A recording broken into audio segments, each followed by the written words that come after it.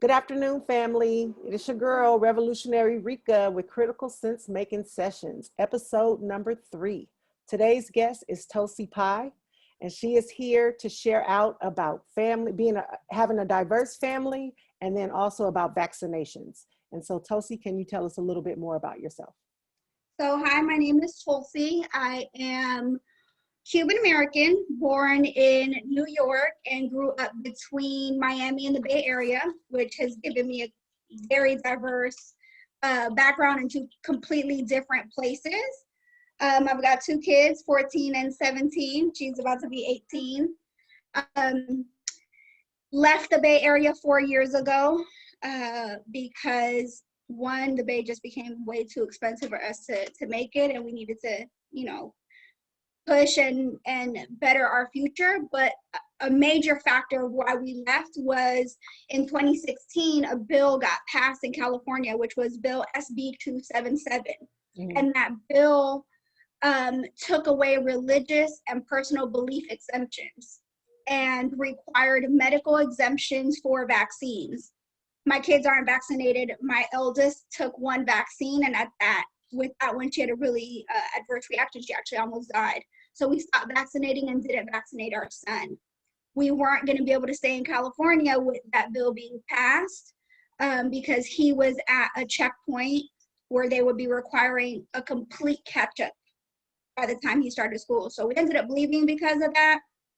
And that pushed me into a world of, I was already really informed about vaccines and I was already sharing about it. Uh-huh. But that bill that mandated it pushed me into full force. Oh no, we need to let the masses know, because if they did this in California, California is a trendsetter state. Mm-hmm. They're going to push this through to all states, right? And it has. And so that pushed me into that world. And so my pages, both of them, are always, as you know, sharing a lot of information about vaccines, choice, mm-hmm. The mandates, kind of the bills that are being introduced to mandate vaccines. Mm-hmm. And so that's kind of the world that I'm in right now. Awesome. Thank you for sharing. And so I wanted to take a look at a clip that I saw. And I saw a lot of buzz around it, comments about it. And I just want to take a look at it and then get your response to it. So here it is.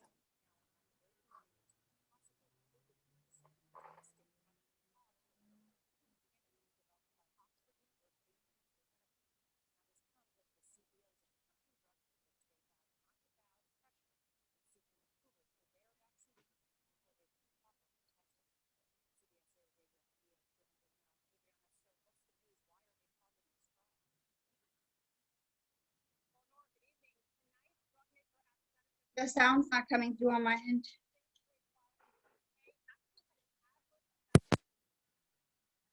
So they're putting that trial, which is also taking place here in the U.S., on hold. And this just underscores the importance of widespread human testing in phase 3 trials before any vaccine goes to market. 9 of the leading vaccine makers stated what should be obvious, that they'll adhere to high scientific and ethical standards. But in an unusual show of scientific solidarity, they also promised to pursue phase 3 clinical trials before the approval of any vaccine, a step Russia and China skipped, adding, "We believe this pledge will help ensure public confidence." Here's why. A recent CBS News poll found that just 21% of voters say they would get a vaccine as soon as it's available, down from 32% in July. Another study found that 78% worry that politics, not science, is driving the vaccine approval process. So I'm going to pause it there, because we could go on and listen to the whole thing, but I just want to get your thoughts on how for someone, a normal everyday person that does not have the information about vaccines, how do they, how would you receive that information? And then how do you know who holds who accountable? And how do you know if that information is even trustworthy? So vaccine manufacturers are liability free, right? Mhm. All these adverse reactions that happen with vaccines, including death, you don't see vaccine companies being sued and being shut down. There's no liability. So I'm going to read my notes because I have a few. In 1986, there was a act that was passed, and it is the National Childhood Vaccine Injury Act. And what that act did was it made vaccines liability free. The law acknowledged that vaccine injuries and deaths are real, and that the injured and their families should be financially supported, and that vaccine safety protections were needed in mass systems. So what they did is they set up this law, and with that law, they set up the vaccine injury compensation program, right? So that in itself, with a brand new vaccine that's coming out and it's being warp speed, which vaccines don't have, they're not tested the way that they should be, the way that regular drugs are, right? Regular drugs are tested, they're placebo tested. Vaccines are not. There is no placebo testing for vaccines. What's tested is it's tested against the adjuvants. Well, those also have adverse reactions, right? This law protecting vaccine manufacturers, that should be the biggest red flag to anybody as it pertains to a vaccine. This vaccine with the COVID and coronavirus vaccines have been tested for decades, actually. They've been in the making for a long time, and it uses a technology which is an RNA technology, which is completely different from the other vaccines that we currently see on the schedule. And every time that it's been tested, it has majority of the time resulted in death in animals.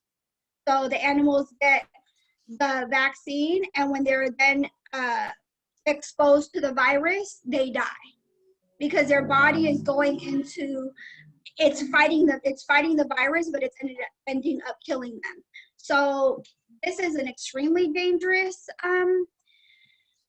virus, and actually extremely dangerous vaccine for a virus that has a 99% recovery rate, for a virus that has treatment for it that is working, right? And so one of the things that the executive order put in place with the emergency executive order, it allows for mandated vaccines if and when there isn't treatment.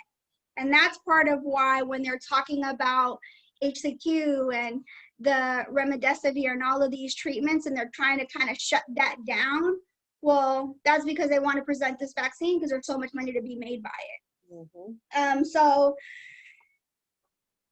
the other part is when you're looking at the news, it's so frustrating because they're owned, they're bought, they're paid off by pharmaceutical companies, right? It's not journalism anymore, is not the same. So one of the resources I'll share in the list of links is ICANN, which is called the Informed Consent Action Network. Okay. And that's from Del Bigtree, and he's an informative journalist. He has a show called The High Wire, which is being censored. That's another thing, is that all these things are being censored. We didn't see that before. We're seeing it now in complete, like, just mass amounts. Mm-hmm. And it has to make you question. If it's being censored, there has to be some truth to it, right? Anytime we're shut up and they're told, you don't have a voice, be quiet, there has to be some truth to that. So I try to find those resources to get information from. Listen to those doctors, Dr. Butar, Dr. Judy Mikovits, all of these doctors that are saying, hey, no, this isn't what's really happening. Hey, no, this is dangerous. And not mainstream media, because mainstream media is bought. I mean, it's bought in everything that they're sharing, but especially this. They're funded by pharmaceutical companies. Mm-hmm. Well, thank you. And so I want to now move to our first part of our conversation and have you think back to your childhood. And when did you first notice differences between yourself and other people of different ethnic groups? And then how did your parents influence your understanding of your racial identification? Did you experience any traumatic events centered around race growing up? And then the last question for this first part is, were you vaccinated? So my childhood, I didn't really even notice a difference in race growing up at a young age. I lived in Miami until I was 6, and then I moved to the Bay Area, to San Francisco, and I would spend my summers in Miami up until I was like 17, 18, right? So growing up in Miami at that young age, Miami is very separate in that ethnicities stay within ethnicities, right? Cubans stay with Cubans. Jamaicans stick with the Jamaicans. Haitians, there's little Haiti, right? There's little Haiti, there's little Havana. And so you saw those groups stick together. So within that, Cubans come in so many different colors. There's white Cubans, black Cubans, mixed Cubans, there's Chinese Cubans. So I didn't really see a separation of race because within Cubans, you saw everything. It wasn't until we moved to San Francisco and I started going to school there. In 2nd grade, I barely spoke English because in Miami, I went to a school where we spoke Spanish. So moving to San Francisco, barely spoke English. The Spanish that I spoke wasn't the Spanish that Latinos in the Bay Area. I mean, most Latinos in the Bay Area at that time, we're talking mid-80s, were Mexican, Salvadorian. So it was hard in that that school was predominantly Asian. There was a handful of, there was maybe a few white people, a couple of, black people, and a few Latinos. Now, Latinos were Mexican or Salvadorian, so I didn't fit in with them. We're totally different, and didn't really fit in any group, right? So that's the first time that I really saw a difference, and it wasn't so much race, it was more with ethnicity. I wasn't Latino to them, I was other. No one knew what Cubans were. Cubans were like some exotic island that was, no one really knew. So that was hard. I did get picked on. People, I don't look like any one thing, right? I look like I'm white, but I also look like I could be Latina. I'm extremely pale. So that part was hard. It was a challenge. I got picked on. So what I did was I ended up becoming friends with all of the outcasts, basically. Like, I was friends with the one Filipino, the one Salvadorian, the one black girl, and the one white girl. We all became friends, and it was like the clique outside of all the Asians, right? We were the outsiders.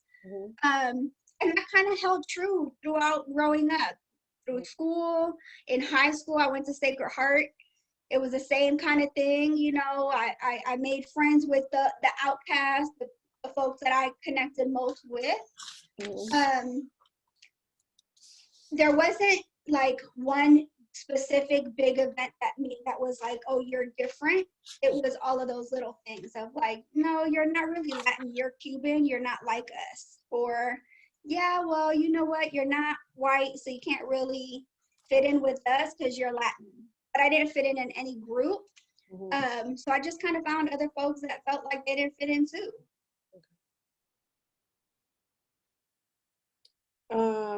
Just curious, and then were you vaccinated? I was not vaccinated. And then I know I missed the part about my parents' influence. Again, it wasn't about the way I was brought up. There wasn't a lot of talk about race because Cubans we're not individually multiracial, but there's Cubans that are everything. Just like in America, there's black, white, everything. But Cubans are so tight knit. At least the way when I was being brought up in my family, that wasn't a discussion. As like, oh, they're different. It was more so my grandmother was so proud to be Cuban. And you see that on my page. I'm always posting a flag. When I hear our accent, I go crazy. I'm like, yo, there go my people. But she was very intentional about teaching us that Cuban culture is an influence of other cultures. It is Spanish, it is African. And you, if you're going to be proud of being Cuban, you have to be proud of all of that. You have to know that your music is Black.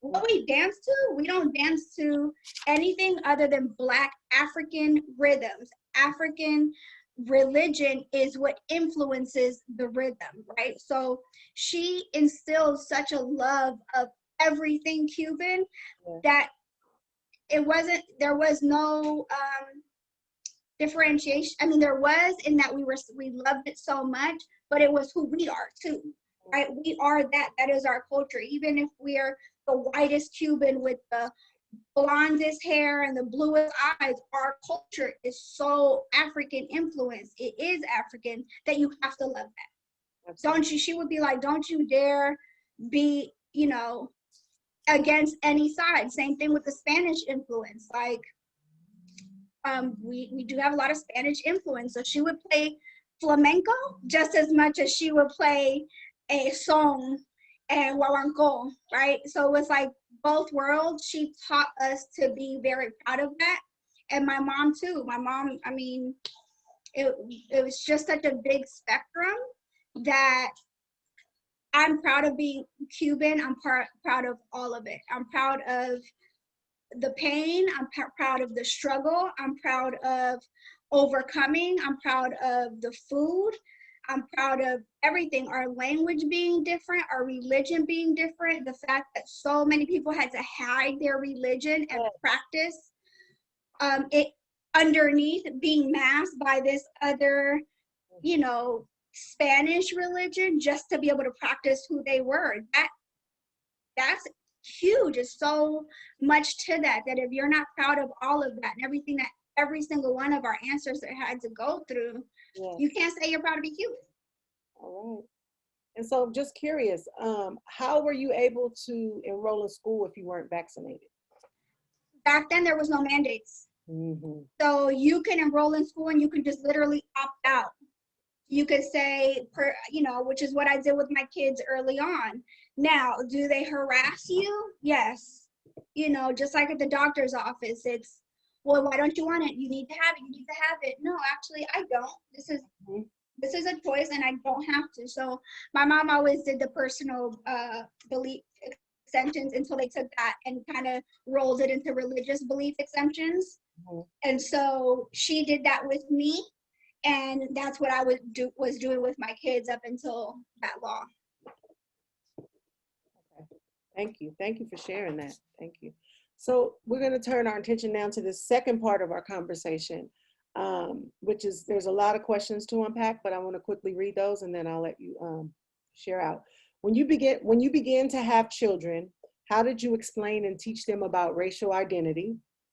How did your children respond when being confronted with racial issues? How were your children educated on race in the schools that they attended? What challenges did your children face that impacted their lives or how you engage with institutions in society? And then did you vaccinate your children, which you've already told me, why or why not? When we first started having kids, we actually had moved here in 2002. Mm-hmm. So we lived here 2002 to 2007, back to the Bay, back here in 2016. And we had Izzy in 2002. And it's 100 and something degrees here in the summers, right? So every summer we would go to the mall.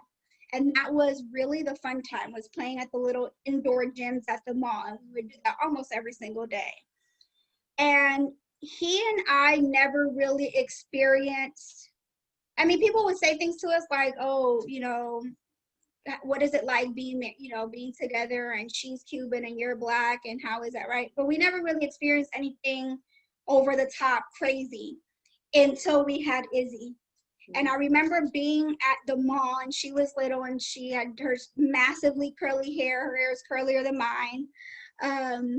And he and I are together with her, and she's running around, and this lady comes up to us, and she's like, wow, what are you guys? What is your daughter? She's so exotic looking. And I really was like, she ain't a bird.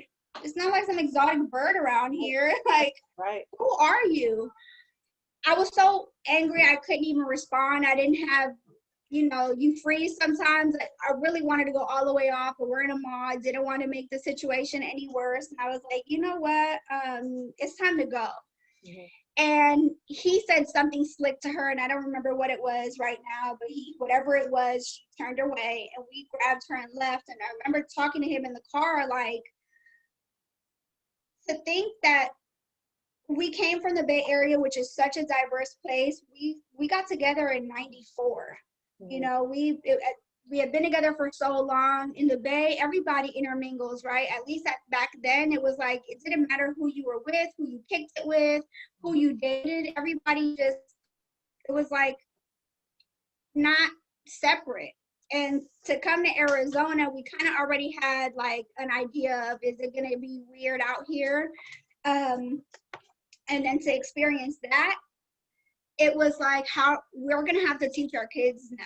Like, we're going to have conversations with our kids that we never even had with each other, because we didn't have to, right? We never really saw anything with us being together. So her first experience with something was actually in kinder.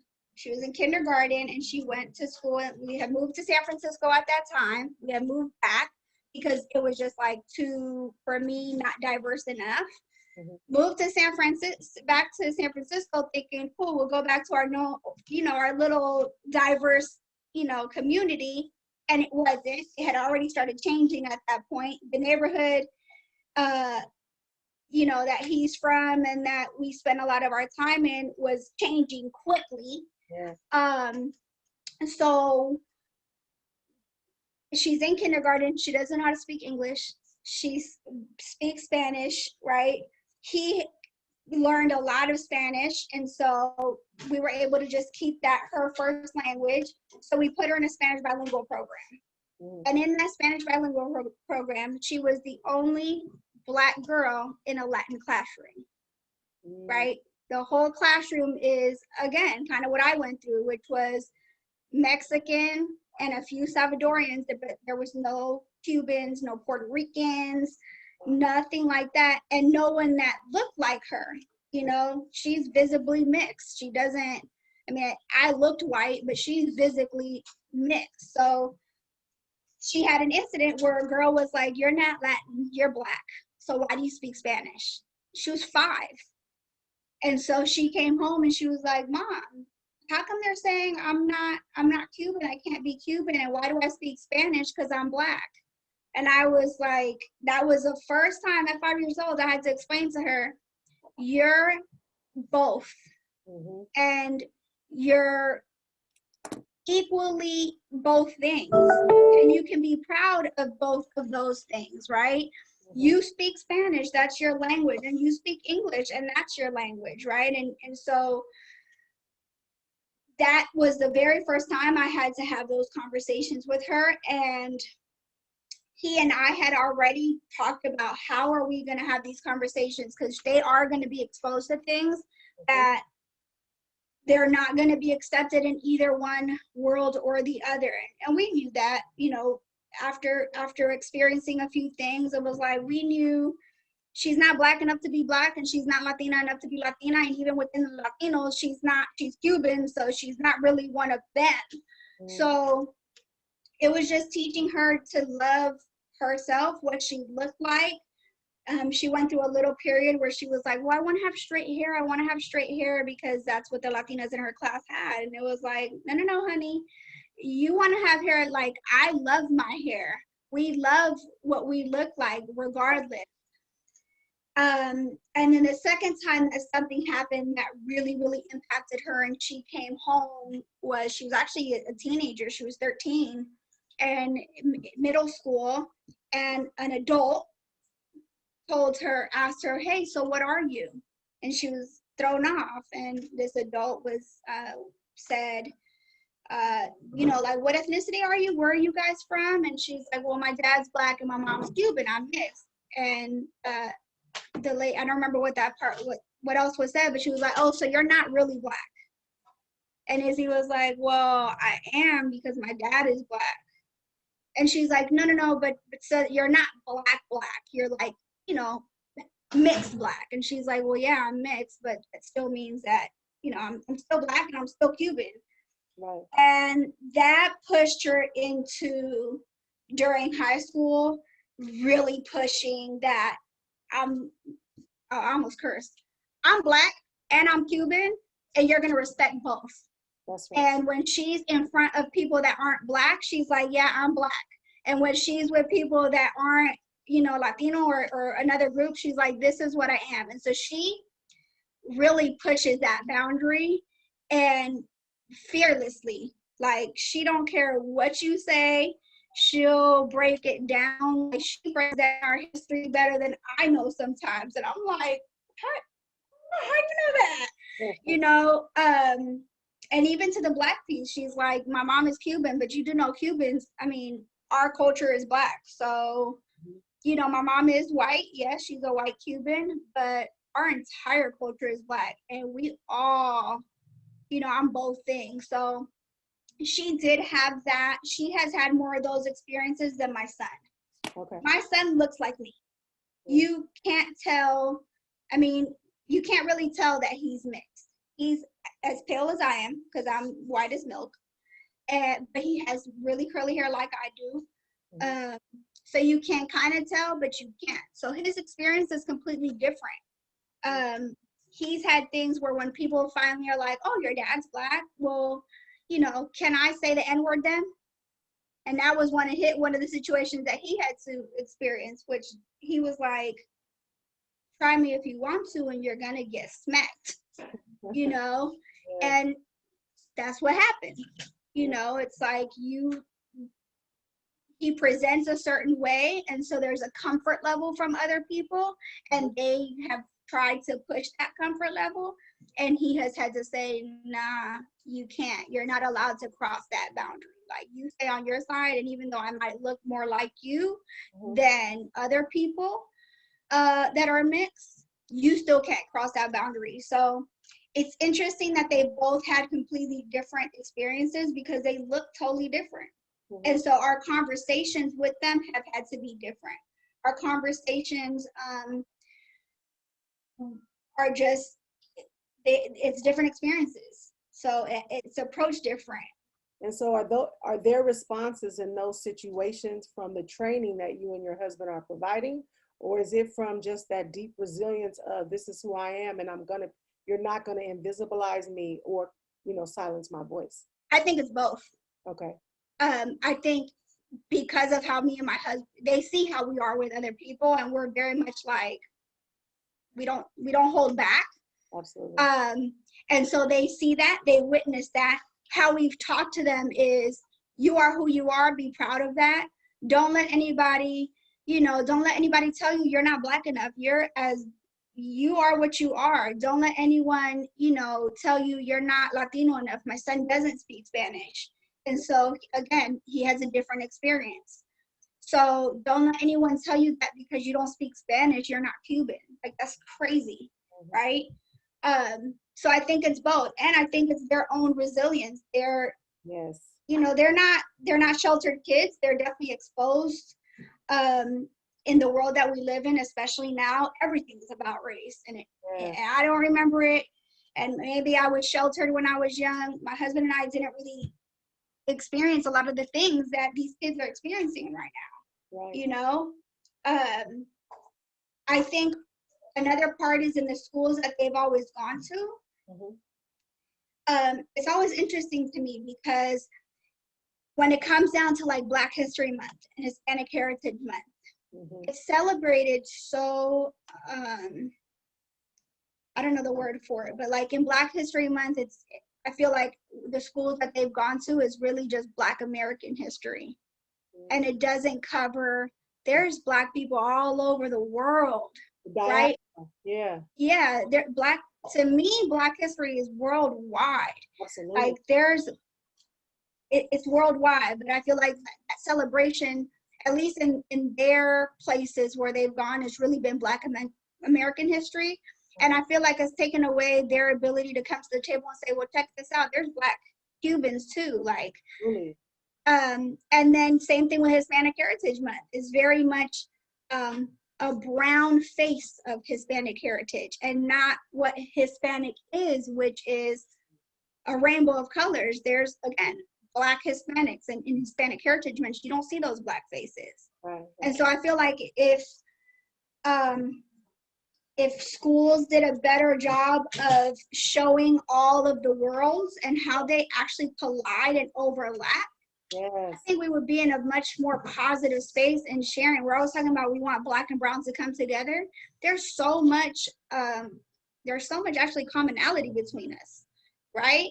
That the commonality is actually greater than the differences. Yep. And so if we get that and we spent more time going, well, you know what? A lot of Latin America is Black. I mean, it's not brown. It is indigenous, but a lot of it is also Black. Absolutely. And so there shouldn't be a Black and brown need to unite, because brown is Black, right? And so but they have I think in the colonization has us divided, thinking that we're not, and that's why it's important for these spaces so that you can share this information out so people can see. Because right now, it's like, why am I going to help? I'm always talking about the kids in the cages. I'm like, we got to go get them, right? They're like, well, we can't help them until we help our kids, but them are our kids. You know what I'm saying? Yeah, and it's I think part of why my husband and I didn't really see anything with us being together is from very early on in our relationship, we are so much more alike than we are different. Mm-hmm. Our cultures are really so much more alike than we are different. And he would come to my house and be like, yo, y'all do this too? Wow. And I'm like, yeah. And I go to his house and I'd be like, well, this is what you guys do too. Like, that's crazy. That's how we celebrate. That's exactly how we do this.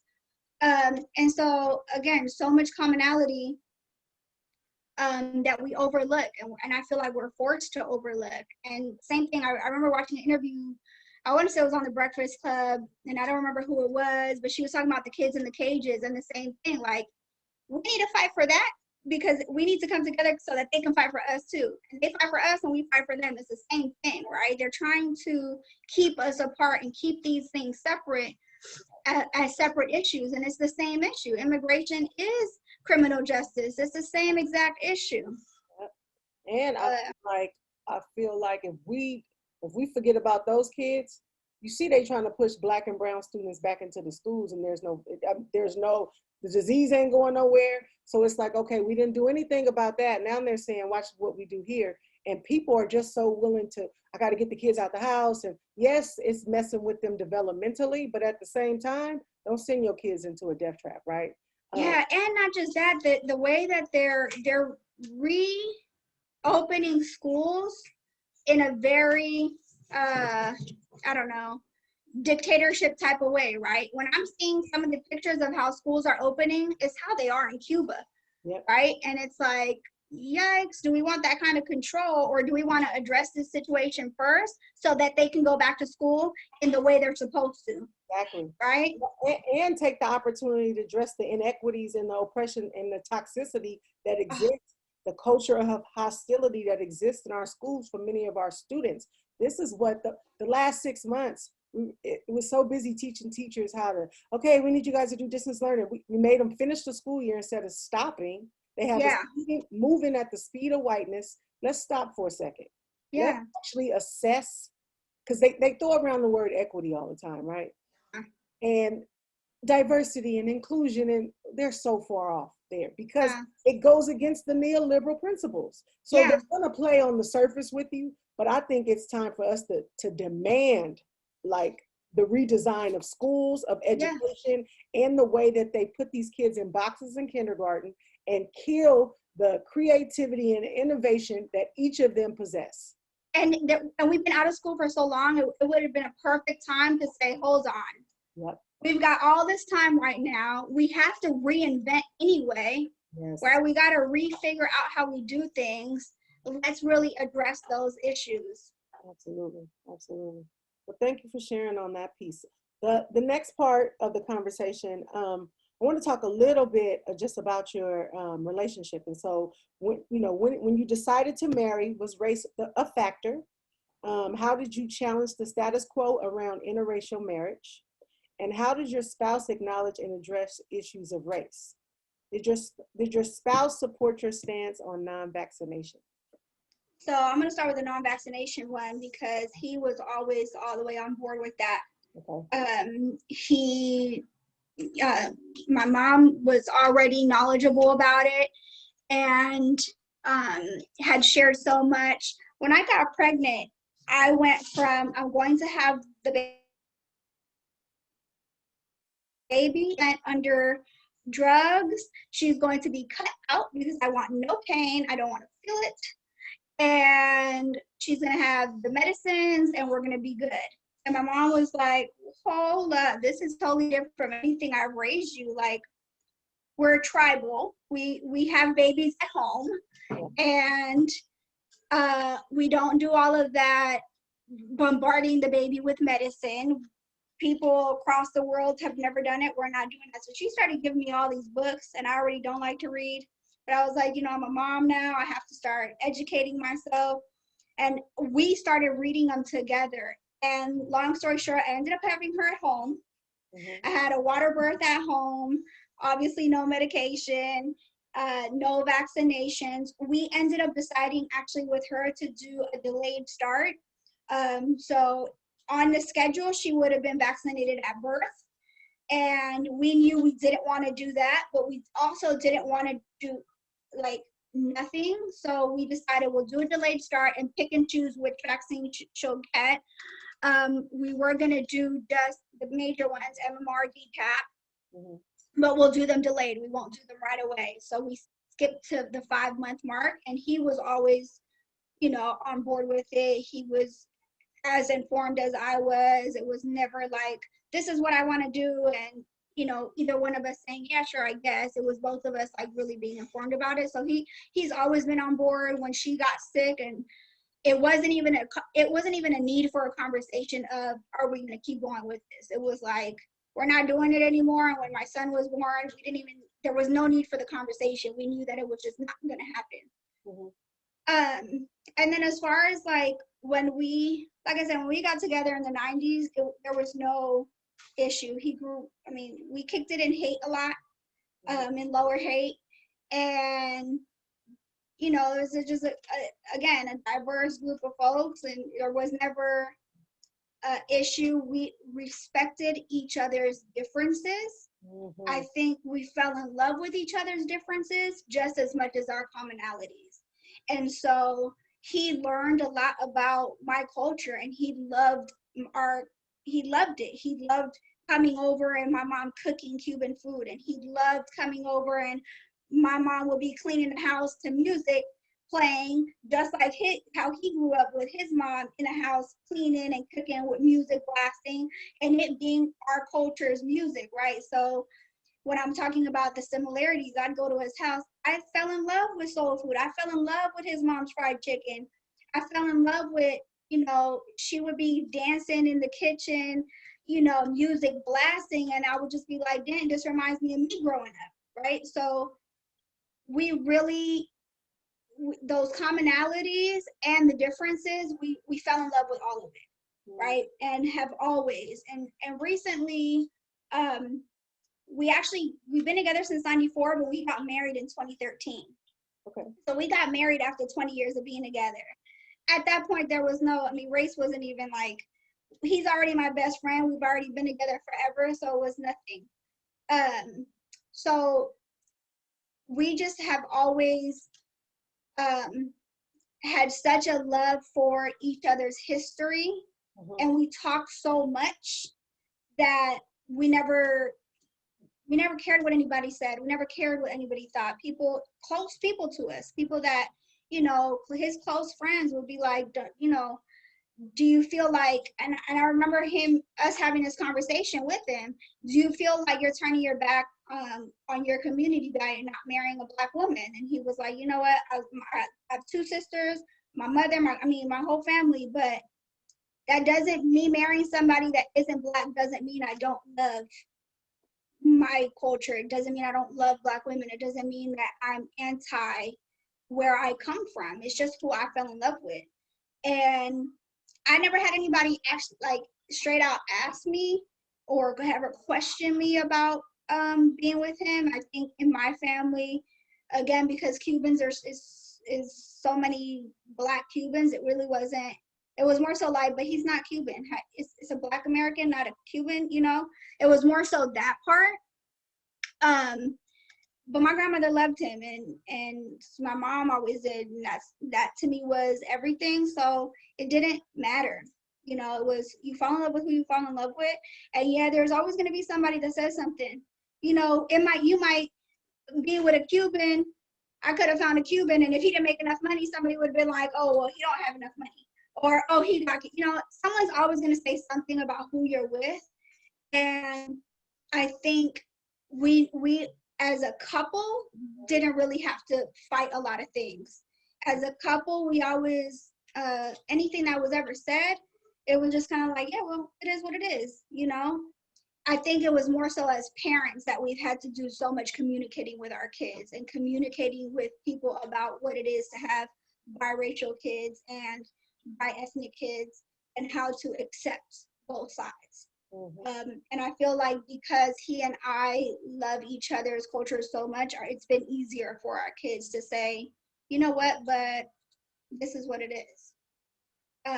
So I think for us, we haven't gone through a lot of the time, and I think a lot of people look at interracial marriage different when it's to minority races as opposed to like white American. And so I feel like that has also been a big difference in that maybe if I was a blonde-haired, blue-eyed white woman, it would be a completely different experience and a completely different set of challenges than it being I'm Cuban. So it's a little bit different. Absolutely. So thank you. And so for our final segment of our conversation, I have just a couple of questions I want to ask. Have you taken any action to advocate for multi-ethnic and interracial marriages? Have you created any resources that counteract oppression?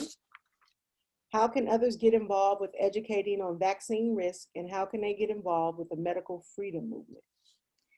So as far as you know, the challenges and oppression and with multi-racial, interracial relationships and marriages, I think just really having those conversations, you know, where I work, folks, my daughter comes in and out of the office sometimes and they're like, oh my God, you know, this is what most of the issues that we get. She's so beautiful, what is she, right? And it's like, are we really still having that conversation and this question? And so the fight for me is always sharing information, right? It's always discussing and really getting deep into that discussion of, you realize that that question is really, really, it's a racist question. You realize that what you're asking is actually really offensive. You don't ever have to worry about someone coming up to you and saying, what are you?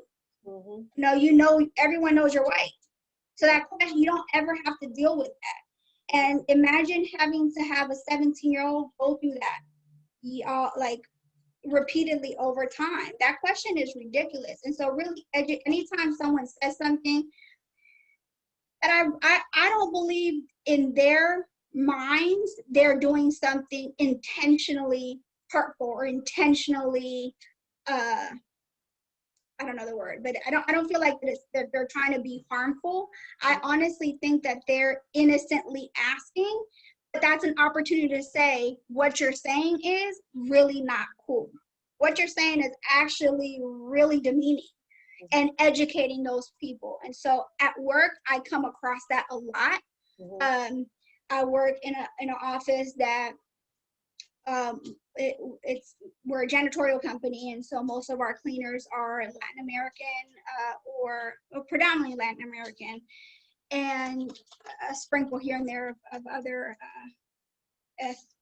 ethnicities and things. And so a lot of times things will be said like, oh, well, that person's pulling the race card, or why is this person doing that, or why are they making it a race issue? And it's about educating on, well, no, you've never had to go to work and say, wow, look at those braids, they look so different. You've never had to experience that. Right? So it's not about pulling a race card. It's about what you're saying is just like, it's just crazy. Why are you asking that? And really pushing that conversation. I don't hold my mouth. Like, I really don't. When people say something, I'll be like, what you said was wrong. And you're supposed to be a leader. Absolutely. Right? You're supposed to be a leader here. As a manager, if you don't know that what you're saying is wrong, imagine what other people out there are saying.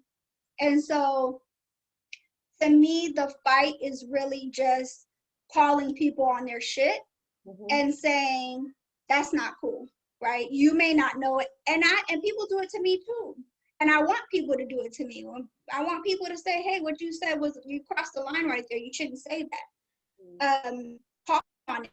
Don't let me just walk around saying something ridiculous and not call me on it, you know? So I feel like that has been a major component of when we come across things, don't let it slide.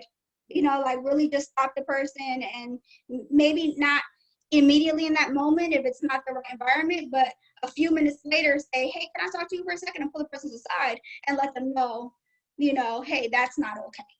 And so that has been for me the biggest way that I've done it. When I worked in school, it was a lot more. It was a lot of, we need to sit down and let's really figure out how we're going to address this. I was always of the place of, let's find those commonalities, because the reality is there are 1,000 times more commonalities than there are differences, and we need to build off of that. And then when we see the differences, respect them and say, yeah, that's different. You do that this way and I do this way. And how can we celebrate that, as opposed to saying, that's different, I don't like it. No, we found a common ground, and now we have these differences. Let's celebrate that. Your history and my history is similar in a lot of ways, and it's very different. So how can we support each other in that? And in working in that environment, I got a little bit more opportunity to actually do real hands-on action and fighting. And that was always the way for me. Now it's more of, when I see something, I'm too old, I'm 40, I'm not about to just let people just talk recklessly. Like, no. Right. Yeah. Okay. And then I have here, I'm going to share my screen so that I can show you a list of resources.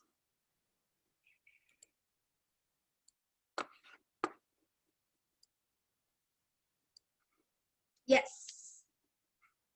Okay. Okay, so these are great. A lot of the things that I've been doing lately on vaccines is really just getting people informed on them, informed on the harmfulness of vaccines, as well as the mandates with vaccines. And when people say mandates, they think the government's going to come to your door, strap you down, and inject you. And that's not at all what it really is. What it looks like is what California did, which is remove those exemptions to go to school. They went a step further and they signed into law the SB 276 that piggybacked on 277, that not only do you need a medical exemption for each individual vaccine, and it's not blanket, you would need it for the MMR, you would need it for the DTaP, you would need it for varicella, you would need it for every single one.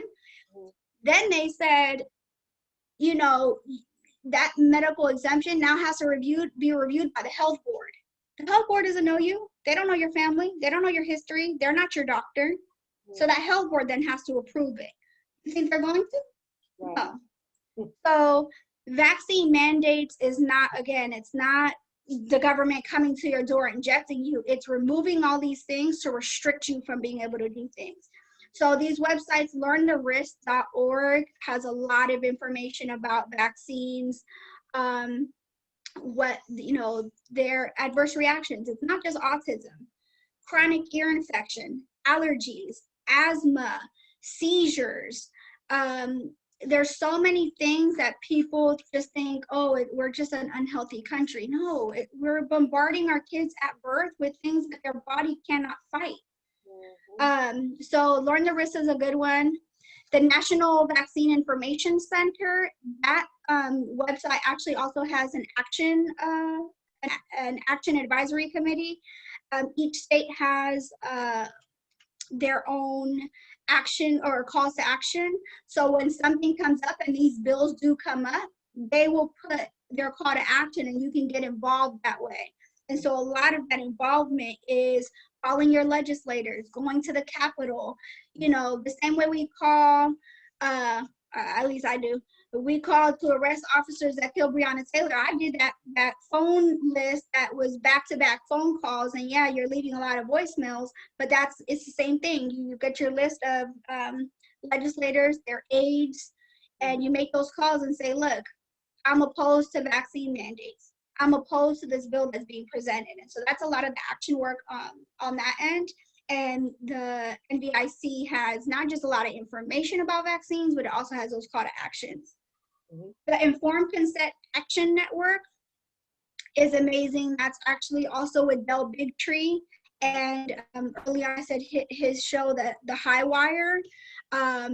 He posts a lot of information, but they actually also sue and push lawsuits on, like they did a lawsuit with the HHS where they requested their studies. So the Department of Human Health Services biannually is supposed to release studies on vaccine safeties. ICANN said, okay, produce those studies, let me see that. And I don't remember the year, but if you go onto their website, you can see it, and they couldn't. They were like, we're unable to provide these documents. So where are they? So that their network also does a lot of that, where they're really fighting and to get that. The Children's Health Defense is with Robert F. Kennedy Jr. He is a huge advocate in the vaccine movement, and so same thing. He has a lot of information, not just around vaccines either. It's just children's health, period. Okay. But he does a lot of work on vaccines, so there's a lot of information on that website. He works really closely with Del Bigtree as well, with ICANN, and so some of the lawsuits they do together in making sure that you're saying you're doing these vaccine safety studies, okay, cool, we want to see them. You're saying there's placebo testing, well, we want to see this placebo testing that's being done, and really pushing them. And then I also shared the vaccine inserts. When you go to the doctor and you get a shot, what they share with you is an information sheet, right? It's a 8.5 by 11. It tells you what you're getting, what the dose is, how often you should be getting it, and some of the side effects. The vaccine insert is a little piece of paper and you fold it and it's like super long, right? It has all of these things. It has how it was, what it was tested, how long the testing was done, all the adverse reactions. And one of the pieces on that vaccine insert, and it's on every single insert, and doctors have actually, and this is so irritating, they don't share that with parents because parents just wouldn't understand the language. Mm-hmm. And so again, making it seem like parents just, oh, we don't know, you just trust what I say. Well, no, I'm a parent, I can read it, and I'm sure I can understand it. It's not that difficult to read. But the vaccine insert, one of the sections that I'm gonna read off my notes again is section 13.1. That section 13.1 is on every vaccine insert on that link. You can read it, you can go through all of them, and you're gonna see the same thing. And it says, this vaccine has not been evaluated for carcinogenics, mutagenic potential, or impairment of fertility. Every single vaccine insert has section 13.1, which says that, right? It has not been evaluated for that. Mind you, everyone I know knows someone who has had, actually, everyone I know knows someone who has cancer, yeah, right? Well, we're injecting so many foreign things that it's just not normal. I also included straight from the CDC, the vaccine ingredients list. I'm gonna name a few of them because it's disgusting. The vaccine ingredients include aluminum. Aluminum is known for, it's a neurotoxin, so we wonder why there's so much dementia and Alzheimer's. Right. Formaldehyde, MRC5 human diploid cells, which comes from aborted fetal cells. And so a lot of times you'll see the anti-vax, which I don't like that word, because most people that are anti-vax vaccinated at some point and then experience some damage or harm. And so they're ex-vaxxers. But anyway, they come from aborted fetal cells. So a lot of times you'll see people in that movement be funding Planned Parenthood so much because of the connection to the vaccines. So there's monkey kidney cells in some of the vaccines. And so when you go to that ingredient list, some of that you will have to like kind of pull a word and go to Google and another bar and research what it is, because it'll say vero cells, VERO. Who knows what that is, right? Unless you look it up. Well, it's monkey kidney cells. And so I have a question. The language is formed by the cognitive authority. They decide what the language and how to assign names and things to other different medications, right? Correct. Okay. So what I do is I have two Google tabs open side by side, and I have the excipient list, and then I have the other one, because a lot of the word like phenazenethol, I didn't know what that was. I remember hearing like that's a carcinogenic, right? So pulling it up, well, that's in a lot of vaccines and it's completely a carcinogenic. There's people that don't even, they stopped using face wash or certain things because that's a main ingredient in it. I don't know if I already said formaldehyde, thimerosal. Thimerosal is still in the flu vaccine, which is mercury. And so that it's good to go through it again side by side with another window open to look at them. Polysorbate 80. There's so many things in vaccines that if you were exposed to regularly, you'd have to call poison control. But it's okay to have it in a vaccine because they say it's in such small amounts, it's in such trace amounts that it won't affect you. But you don't know, right? There's parents that have come out for decades saying, my kid was fine, they got the shot and now they don't talk, now they don't respond, now they're having seizures, right? It's so a couple of the documentaries I put on there as well, one of them has that. The other website is the VAERS reporting. So as part of that 1986 Act, the NCVIA, the Childhood Vaccine Injury Act, that protects the companies, and look all this up, I'm not lying to you. As part of that, they created this vaccine adverse event reporting system. You can go on there and look up your own, stats. You can see how many people has this happened to and that. It's like, it really is a reporting system, and you can extract a bunch of reports and data straight from there. So that's a fun one to play with. And then 4 documentaries that if you haven't seen, you have to see are the Truth About Vaccines docuseries. I want to say it's 10 episodes.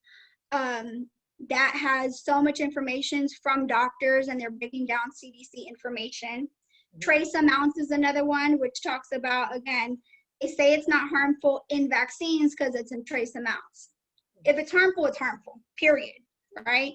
And then 2 of my favorites are Vaxxed. There's Vaxxed. The first one that came up is From Cover Up to Catastrophe.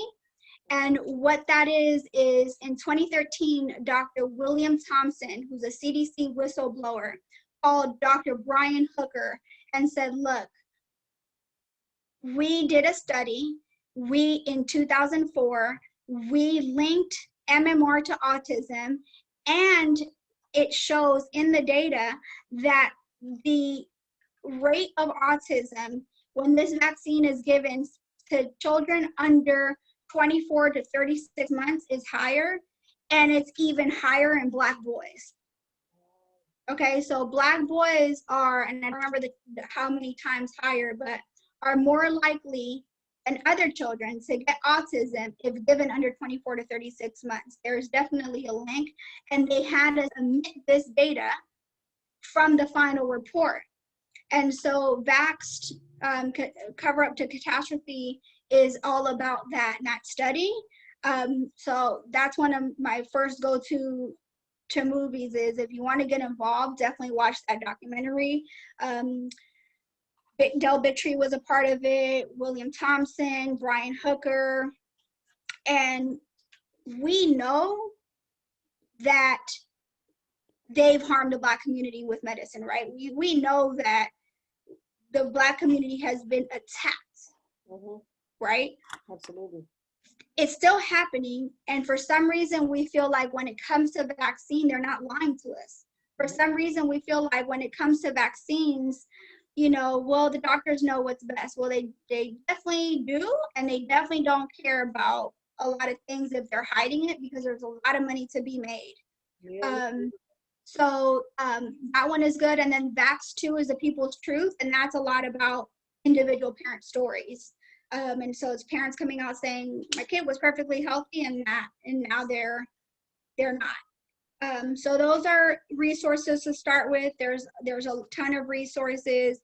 When it comes to the medical freedom movement, the best thing to do is if you can connect with the National Vaccine Information Center and their calls to action, but really being on top of what bills are being introduced. In California, there was a bill introduced, and I don't know if it was last year or the year before, where they were going to require up-to-date vaccines, removing the exemptions in order to qualify for welfare, in order to qualify for food stamps, cash aid, all of that, right? So not only is it going to be required for school, but you wouldn't be able to get food stamps if your kid isn't all the way up to date with that, and there would be a removal of exemptions. So being knowledgeable about those bills that are being presented. In California, there's a Senator Pan, I think his name is Richard Pan. He is a huge vaccine advocate. He's paid a lot of money, like super supported by the pharmaceuticals.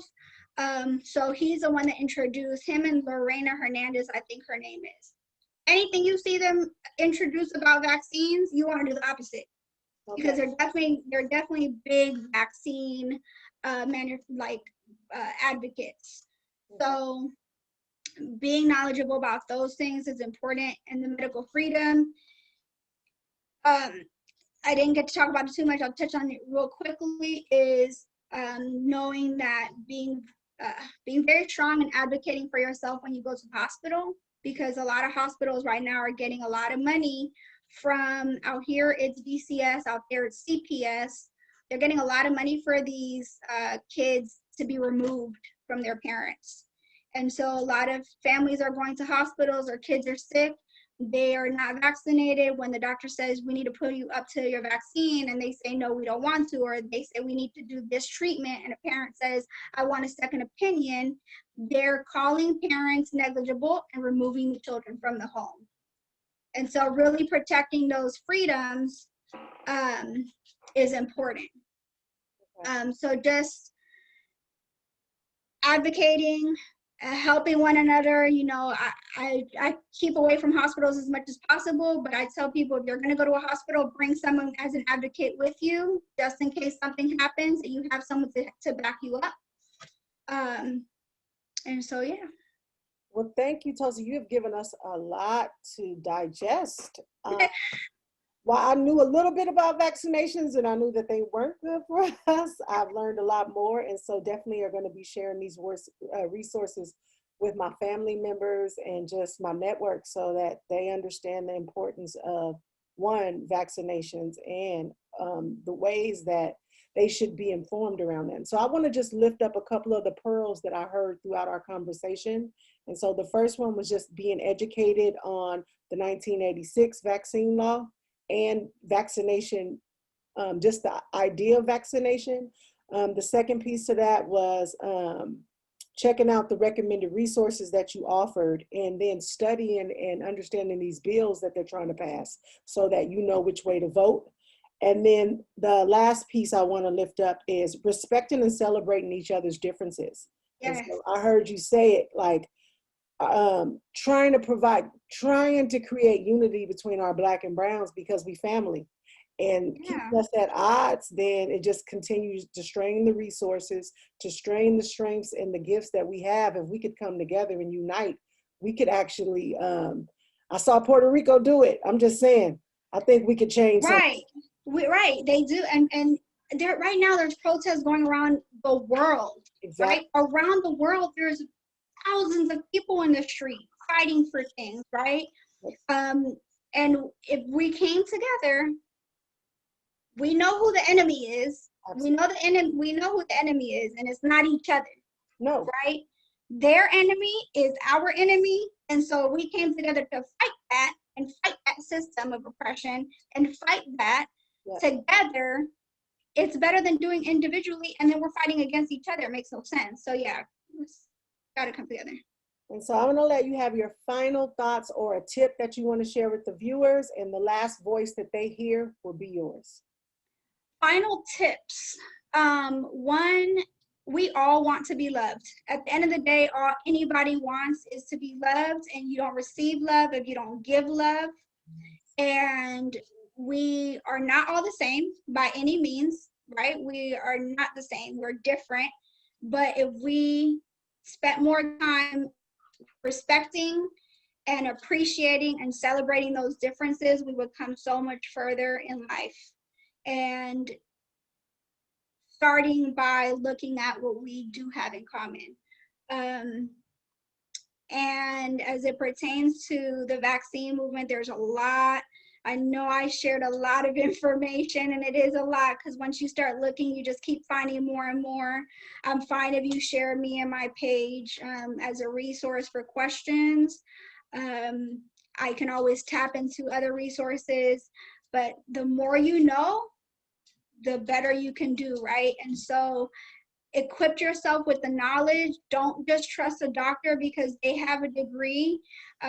Really know your family. You know you and your family better than anybody else in the world does. So really do your research. You do your research before you give them any medication. It's the same thing when it comes to vaccines. Really research and knowledge as with anything. And if there's any questions, always just I'm available and grateful for this opportunity. Thank you so much. I know it's a sensitive topic right now with everything that's going on, so I appreciate you having me on. Thank you.